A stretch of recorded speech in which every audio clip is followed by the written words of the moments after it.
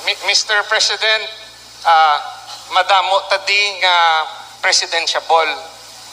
Nandyan si Senator Bongo. Kaya nga, ganito Nandyan yan. si Robin Hood Padilla. Nandyan si Baste Duterte. At pag sumama na yung anak nyo, si Inday Sara, presidentiable rin. Malakas talaga Yung problema si natin, hindi tayo nagkakaisa Inday Sara. Inaantay ng PDP, may imbitasyon na tayo kay VP Inday. Pero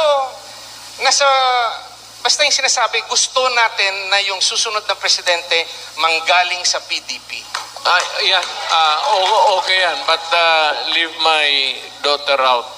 Tama na yung isang presidente sa isang pamilya. Give it also to the others. Alam ko na